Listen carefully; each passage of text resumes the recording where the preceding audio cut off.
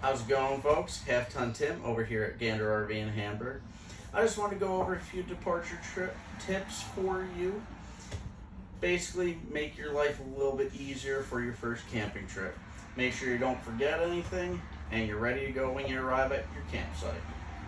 So, number one on my list, make a list of the activities you're going to do and the meals you're going to have. Then make sure they get packed after your fridge is cooled down before you leave. This is important for one fact. It'll ensure you have all your gear that you need for the entire week and you don't leave, say, a paddle for a blow-up raft or a cell phone charger. Pretty much eliminates all the mishaps as long as you follow it. So you're gonna have downtime.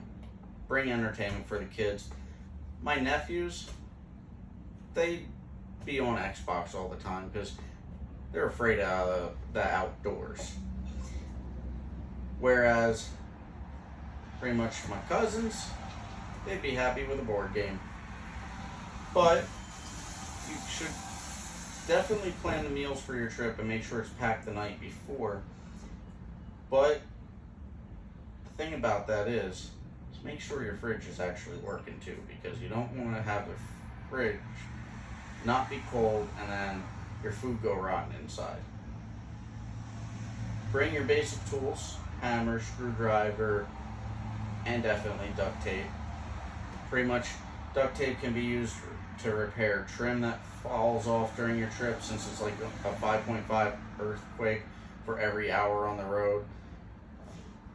It's rough on campers, so you're gonna have stuff fall off. Duct tape enables you to fix it quick.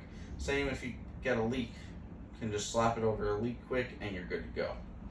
So pack light and distribute throughout the camper as well, and always have it packed while you're practicing backing up.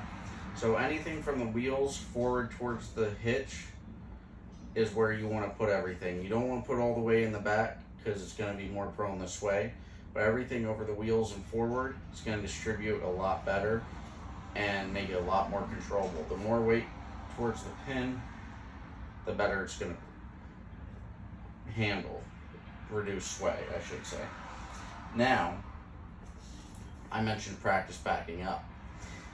Go out the night before or a couple nights with it hooked up and just go to a parking lot, set out some cones or use parking spaces to judge yourself.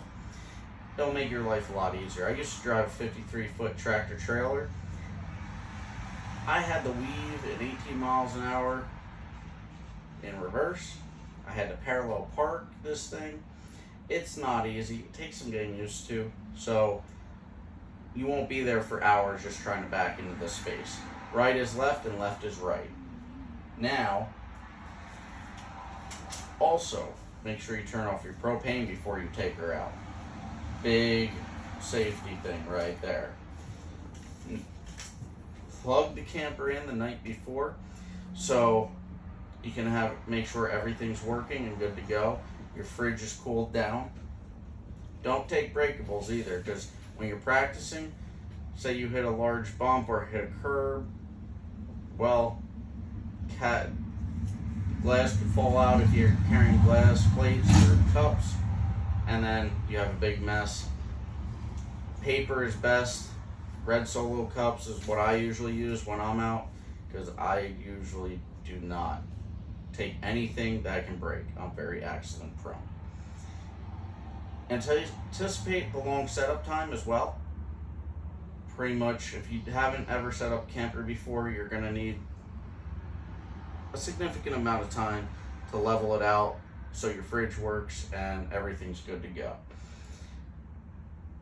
The average person carries 200 pounds of gear, so figure that into your cargo capacity, and definitely take a first aid kit for yourselves, because if you're like myself, you're going to need it.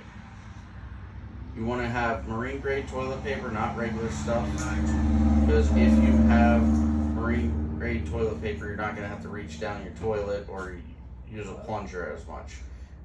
That's next. Bring a plunger. Makes it a lot easier to clean up any clogs. And sewer additive.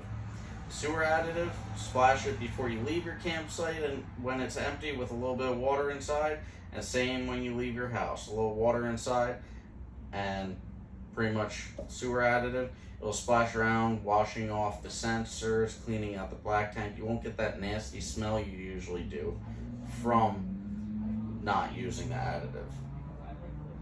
Lastly, flip up your steps. If you don't flip up your steps or raise your stabilizers, you're gonna bend something and you're gonna break something. So pretty much just be careful. And the last thing I'm gonna mention is campers suffer, like I said, about 5.5 earthquake the entire time it's going down the road. So it's a miracle they don't have more issues and they actually hold together. Slower you drive, the less stress on your camper will be and the safer it is, because you really, if you're towing, you don't want to be going fast. If you're towing a camper doing 80, it's a very big safety hazard.